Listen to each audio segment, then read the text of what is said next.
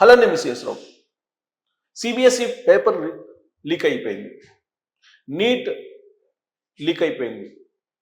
ఈ పేపర్లన్నీ లీక్ కావడానికి కేంద్ర ప్రభుత్వం తెలంగాణకు సంబంధించినటువంటి ఒక కంపెనీకి ఈ పేపర్లకు సంబంధించినటువంటి కరెక్షన్ చేయటం కానీ, లేదంటే ఆ పేపర్లు తయారు చేయటం కానీ, ఆన్లైన్లో ఎగ్జామ్ పెట్టడం కానీ, వీటన్నిటిని అప్పచెప్పడమే. తెలంగాణలో ఫ్రాడ్కి పాల్పడినటువంటి కంపెనీకి భారత ప్రభుత్వం నీట్ నిర్వహణ బాధ్యతలను అప్పచెప్పింది, సిబిఎస్ఈ పరీక్షల నిర్వహణని అప్పచెప్పింది. సరిగ్గా ఇక్కడే భారత ప్రభుత్వం తప్పు చేసింది. ఇక్కడ మెరీనా అనేటువంటి కంపెనీ పెట్టి దాని పేరు మార్చుకొని ఎడ్యూటెక్ అని అక్కడ భారత ప్రభుత్వం దగ్గర ఈ కాంట్రాక్ట్ను పొందింది. సరిగ్గా ఇక్కడే సిబిఎస్ఈ విద్యార్థులు నట్టేట మునిగిపోయారు.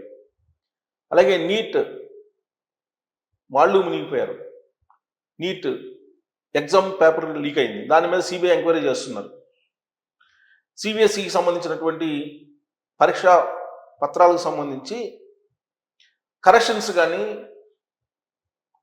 సరిగ్గా చేయలేదు. జవాబు పత్రాలన్నీ శుద్ధ తప్పులు. జవాబు పత్రాల్లో కరెక్షన్ చేయటంలో తడబాటు, ఆన్లైన్ చెకింగ్ కాబట్టి. యాక్చువల్గా ఆన్సర్ షీట్ని స్కాన్ చేసి ఆ సిస్టమ్కి అందజేయాలి. కానీ వీళ్ళు ఏం చేశారు, ఆ స్కానర్కి సంబంధించిన రెజల్యూషన్ తక్కువగా ఇచ్చి కొన్ని మొబైల్స్లో కూడా ఆన్సర్ షీట్స్ని అప్లోడ్ చేసి కరెక్షన్ చేయించారనేది రాహుల్ గాంధీ గారు చేసినటువంటి ఆరోపణ. తప్పు ఎవరు చేసినా కానీ బలైంది మాత్రం సిబిఎస్ఈకి సంబంధించినటువంటి విద్యార్థులు.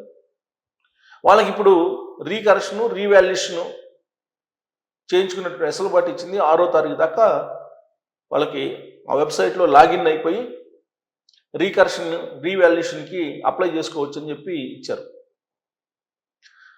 అప్లై చేసుకుంటే మళ్ళా రీకౌంటింగ్ చేస్తాము, రీవెరిఫికేషన్ చేస్తామని చెప్తుంది సిబిఎస్ఈ బోర్డు. దానికి సంబంధించిన సస్పెన్షన్ కూడా చేశారు. సిబిఎస్ఈ సంబంధించిన బోర్డు చైర్మన్ని అలాగే సెక్రటరీని ఇద్దరిని సస్పెండ్ చేశారు. కానీ దాదాపు 13 లక్షల మంది విద్యార్థులు వాళ్ళు రాసినటువంటి ఎగ్జామ్కి పారదర్శకమైనటువంటి పద్ధతిలో కరెక్షన్ చేయకపోతే దానికి బాధ్యుల్ని చైర్మన్ని, సెక్రటరీని చేశారు. మరి మంత్రిని ఏం చేస్తారు? మంత్రిని సస్పెండ్ చేయాలని చెప్పి డిమాండ్ చేస్తూ ఉన్నాయి విపక్షాలు, ప్రతిపక్షం కూడా. ఆయన్ని సస్పెండ్ చేసినా లేదా మంత్రివర్గం తీసేసినా ఈ సమస్య అయితే తీరట్లేదు. ఇప్పుడున్నటువంటి ఎన్డీఏ ప్రభుత్వం నిర్వహిస్తున్నటువంటి పరీక్షల్లో FMG, foreign medical graduation exam, అంత దారుణమైన ఎగ్జామ్ మరొకటి ఉండదు. అట్లీస్ట్ సిబిఎస్ఈ కానీ లేదంటే నీట్ కానీ ఎగ్జామ్ క్యాన్సిల్ చేశారు, రీవెరిఫికేషన్కి, రీకౌంటింగ్కి యాక్సెప్ట్ చేస్తున్నారు. కానీ భారతదేశంలో కదా, ప్రపంచంలో ఎక్కడా కూడా ఎఫ్ఎంజీ లాగా ఎగ్జామ్ ఎక్కడా ఉండదు.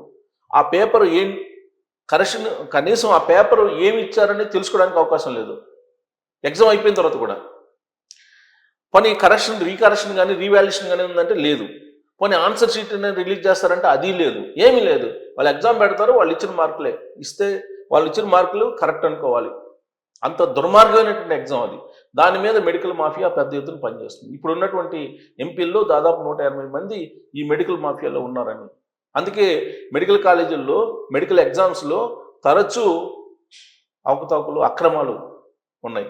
బయటపడితే ఎంక్వైరీ అంటారు, బయటపడకపోతే ఏమి ఉండదు. దొరికితే దొంగలు, లేకపోతే దొరలు. ఇలాంటి సిచ్యువేషను భారత పరీక్షా విధానంలో ఇప్పుడున్నటువంటి ఎన్డీఏ ప్రభుత్వ ఆధ్వర్యంలో ఉంది.